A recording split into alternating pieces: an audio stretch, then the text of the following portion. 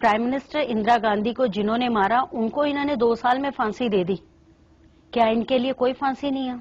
फांसी क्या इनके लिए लाइफ इम्प्रिजनमेंट भी नहीं है? कैसे बीते हैं ये 25 साल? बस अभी भी तड़प तड़प के ही दिन निकाल रहे हैं। ये हम इंसानों की जिंदगी थोड़ा जी रहे हैं। ये तो है नहीं है कि कभी घर में फादर की बात ना चलती हो या ना हो, जिसने कभी कुछ देखा ना हो और फादर ही सब कुछ करते हो। इवन मैं तो स्कूल जाती थी, कॉलेज जाती थी, मैं अपनी गाड़ी में जाती थी, अपनी गाड़ी में आती थी। हमने तो कभी कहीं देखा भी नहीं था ना, कभी हम कभी शॉपिंग करने गए ना कुछ, फादर के साथ। और मेरा तो अपने फादर के साथ बहुत ही अटैचमेंट था। एक दिन भी अपने फादर से अलग नहीं हुई थी और एकदम 25 साल हो गया अलग होते हुए, तो महसूस क्यों नहीं करूंगी? वो भी ऐसी मौत, और वो भी मैंने अपने सामने देखी। चलते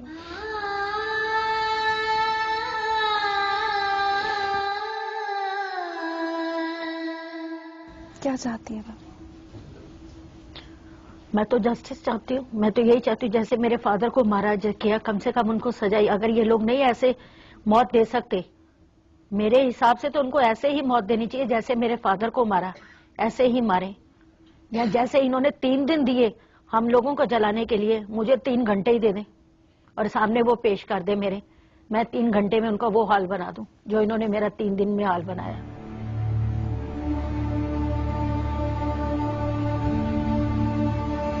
निर्भीक जी की आंखों में जो आंसू हैं, उनसे उनका दर्द और उनकी बातों से उनका गुस्सा साफ झलक रहा है। और शायद ये गुस्सा हम में से किसी के भी दिल में होता अगर हमने वो सब कुछ सहा होता जो इन्होंने सहा है। निर्प्रीत ने जो गलती की उसकी सजा ये भुगत चुकी है। 9 साल जेल में गुजारने के बाद ये बरी भी हो गई। लेकिन वो जिन्होंने एक सीधी सादी लड़की को उग्रवादी बनने पर मजबूर किया, आखिर उन्हें सजा कब मिलेगी? अपनों ने मारा, जिनको आजादी लेके दी उन्होंने मारा है। शर्म आती है मेरे को, ऐसे हिंदुस्तान की बेटी कहती हुई शर्म आती है।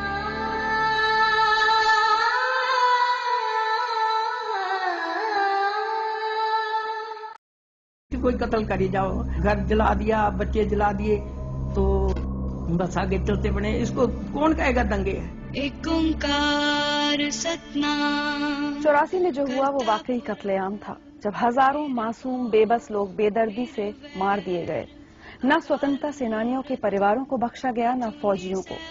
एक स्वतंत्रता सेनानी की बेटी, एक फौजी की पत्नी ने भी अपना सब कुछ खो दिया उस तबाही में। न पिता की कुर्बानियां काम आई, न पति का देश के प्रति कर्तव्य। जगदीश ने अपने पति के अलावा अपने 17 साल के होनहार बेटे और 3 जवान भाइयों को भी अपनी नजरों के सामने मरते देखा। रात भर वो माँ अपने बेटे के शव से लिपट कर रोती रही, तो कभी एक पत्नी अपने पति की लाश को सहलाती रही। और फिर बदहवासी के ऐसे 4 दिन कि सुनकर भी रोंगटे खड़े हो जाएं। जगदीश जी, याद है सब कुछ? कभी भूल ही नहीं सकता। जब मैं मरूंगी कहानी मर जाएगी, जीऊंगी कहानी जिएगी।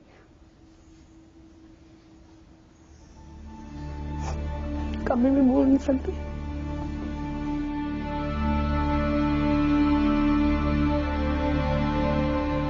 क्या हुआ था आपके साथ?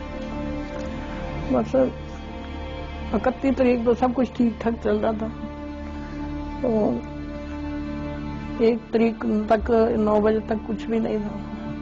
हम आराम से बैठे, नाश्ता किया सब रल के, तो टीवी पे देख रहे थे। 9-10 बजे अगली तरफ पार्ट 2 में आग लग गई। तो जो छोटे बच्चे घर में थे इनको भगा दिया, भी भाग जाओ, पड़ोसियों के घर में भाग जाओ, आप छोटे बच्चे डरेंगे। 3 लड़की थी, ये छोटा सा एक बेटा था। पड़ोसियों के घर में भगा दिया। बस 10-15 मिनट में हमारे घर में वो सब लोग आ गए। आते ही वो जो लड़का खड़ा था उसके द्वाले हो गए, उनके डैडी के द्वाले हो गए। उनका तो ड्राइंग रूम में बिल्कुल सिर फेंक के तो वहाँ ड्राइंग रूम में लटा दिया। लड़का थोड़ा सा भागा, बस वो गया तो वहीं आग लगा दी, जला दिया। तो फिर जब वो लूटने पटने वाले चले गए आग लगा के, तो मैं भागती फिरती थी कि, और पति तो वहाँ पड़ा ही था मेरे सामने, तो बेटा कहाँ गया? जब मैं भागती गई तो एक ने मेरे को बताया कि बेटा तो वहाँ वो सामने बेंच जल रहा। जब मैं बैग भागती हुई गई तो उसके एक तो श्वास थी, आग लगाई। मैंने उतनी से आवाज दी, मैं कहा अब मैं तेरी माँ नहीं हूँ, मैं तेरे को सब कुछ बख्शा, अब कलगी वाले के चरणों में लिपटा। अब गुरु नानक का बेटा आया, वाहिगुरु बोल सतनाम बोल। तो मैंने वहाँ बड़ी दवाई दी, कोई मेरे को पानी दो, कोई मैं अपने बेटे के मुंह में पानी डाल दूं। मैंने एक ने जग में पानी लाई, मैं थोड़ा सा मुंह में पानी डाला, 2-3 श्वास लिए तो बस खत्म हो गई कहानी।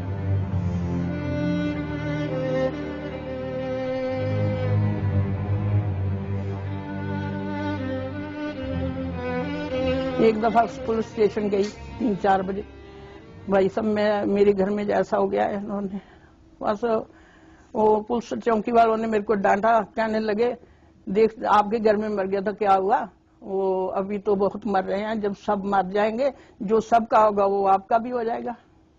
फिर क्या था, फिर घर में आ गई, बैठी रही। शाम को बच्चे भी निकाल दिए उन्होंने, फिर इनको ऊपर छत पे लटा दिया छोटे बच्चों को। मैं इनको कहा भी जो मेरे को कोई मार भी दे, आप बेटा नीचे मत उतरना। कभी ऊपर जाती थी, बच्चों को देखाती, कभी अपने बेटे के असर पे हाथ फेर देती, कभी पति के हाथ। तो वाहिगुरु का जाप करती फिरती रहती।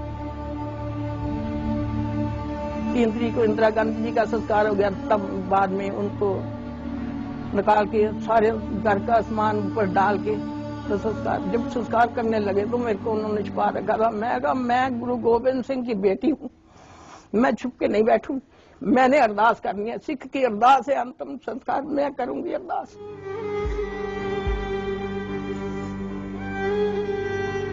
हाँ, एक मेरे को बहुत दुख की बात है, क्योंकि मैं बहादुर की बेटी हूँ और बहादुर की पत्नी हूँ। जब मेरे बेटे देश के कौम के लिए मरता, आज मैं छाती तान के कहती मेरा बेटा देश की सेवा करता हुआ मरा। छाती तान के कहती मैं शहीद की माँ हूँ, शहीद की पत्नी हूँ, शहीद की बहन हूँ। आप क्या कहूँ, अपनों ने मारा है, क्या कहूँ, क्या बहादुरी ले गए हैं। अपनों ने मारा, जिनको आजादी लेके दी उन्होंने मारा है। शर्म आती है मेरे को, ऐसे हिंदुस्तान की बेटी कहती हूँ, शर्म आती है। कभी कभी बाप को कोसती हूँ। तो लड़ते थे आजादी की लड़ाई, अंग्रेज होते काश हमारे बच्चे ना चलते, तो लड़ते थे। कभी कोसती हूँ, क्या लिया आजादी, तो आगे क्या लिया आजादी से, उन्हीं का खून उन्हीं को राजधानी में जला दिया।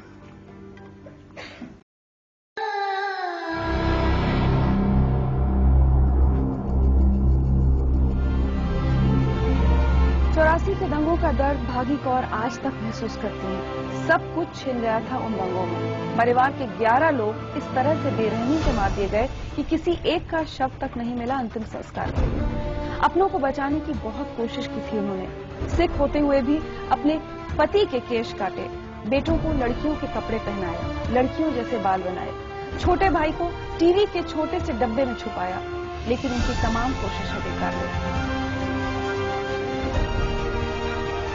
न पति बचे, न चारों भाई और न ही बाकी रिश्तेदार। माता पिता को दंगाई छोड़ गए थे, लेकिन वो भी सदमे से साल भर में ही गुजर गए। 31 तारीख को लड़ाई हुई। जब तो पथराव होया, पहले हमारे मतलब सारे इकट्ठे होके, और वो इधर मस्जिद थी, मस्जिद के आगे इकट्ठे हो गए, उनके भी बंदे पथराव किया। सामने उन्होंने भी लड़ाई करी, इन्होंने भी पत्थर मारे। 2 घंटे तो आमने सामने मुकाबला होता रहा। आई पुलिस, कहते सब अपने अपने घरों में चले जाओ। फिर कहते गुरु ग्रंथ साहब जलाना है, तो उसके लिए फिर हमारे सारे सरदार वहाँ भागे भी, हम गुरु ग्रंथ साहब नहीं जलाने देंगे। फिर भी जो गुरु का वो सेवादार था और ग्रंथी था, उनको दोनों को बाल पकड़ के बांध के और फिर आग लगाई, दोनों को गुरु ग्रंथ साहब से जला दिए। वहाँ का ये करके फिर घरों में सब कहते सब अपने अपने घरों में चले जाओ। वहाँ पर घर में गए तो 4 मेरे भाई, हम परिवार एक ही घर में था सारा, 4 मेरे भाई मार दिए, और 1 मेरा घर वाला, 2 मेरी बहनों के घर वाले, 1 भतीजा और 1 मेरी भतीजी का घर वाला। ऐसे करके बड़ा जो भाई था हमारा टीवी के खोखे में डाला हुआ था, उसको अंदर डाल दिया। फिर उसमें न पर्चा मारा, वो उसके पेट की आंतरें निकल गई भाई की।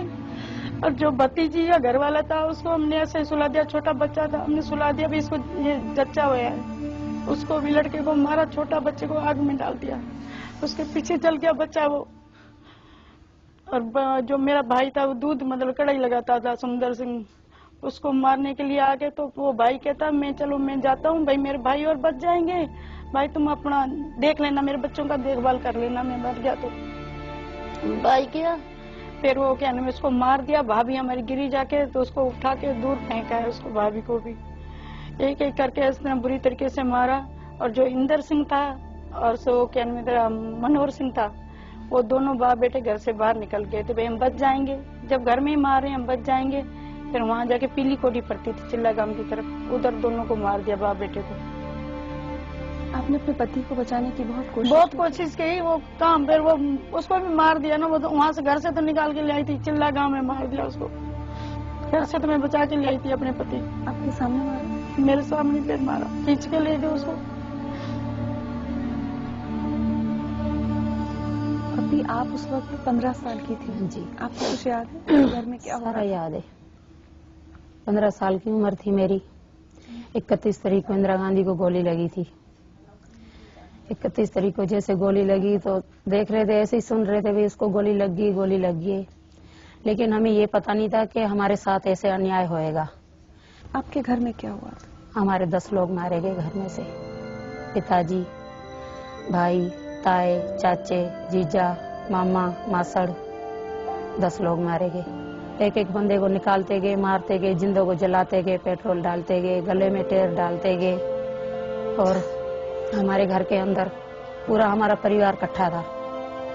हमारे घर का दरवाजा तोड़ दिया उन्होंने, दरवाजा तोड़ के आग लगा दी घर में। 3 दिन ऐसे ही हम रोडों पे भटकते रहे, कभी इधर भगाते थे हमारे को, कभी इधर भगाते थे, जैसे जंगलों में भेड़ बकरियों को हाँक देते हैं, ऐसे जो भी कोई टकरता था मारने वाले ही टकरता था। 3 दिन ऐसे ही रोते रहे, चिल्लाते रहे, भटकते रहे। फिर मिलिट्री आई थी 3 तारीख को, फिर उन्होंने उठा के सबको इकट्ठा करके और कैंपों में डाला। हमने सोचा हमारे परिवार वाले हमारे को शायद मिल जाएंगे। इंतजार करते करते ये टाइम आ गया, अभी तक तो हमारा कोई परिवार वाला मिला ही नहीं हमारे को। एक भी शब्द नहीं मिला संस्कार, किसी का भी नहीं मिला। वो उसके ज्ञान सिंह की तो आंतरें निकल गई थी मेरे भाई के भजन के घर में। आंतरें निकली हुई ऐसे चुन्नी के साथ बांध रहे। वो पानी मांग रहा है हैंडपंप की, वो हथियां भी निकाली उन्होंने, तारें कनेक्ट की तारें फेंक दी। उसको पानी कहाँ से देते जब घर में पानी नहीं था। जब तक हम जिंदे रहेंगे हम नहीं भूलेंगे 84 को। हमारे को क्या इंसाफ मिला? कुछ भी नहीं इंसाफ मिला है हमारे को। ये सिर्फ इन 2 महिलाओं की कहानी नहीं है, ये उन हजारों परिवारों की कहानी है जो 84 में हुई दरिंदगी का निशाना बने। यकीन मानिए ऐसे भी परिवार हैं जिनके 21 लोग तक एक ही दिन में खत्म कर दिए गए। पूरे परिवार में एक भी पुरुष नहीं बचा। तेरे मेरे बच्चे ब्याज पे मूल पे लेके बैठी हूँ बेटा, मेरा कोई नहीं दिया जलाने वाला रहा। मैं किसको कहूँ बेटी, बता।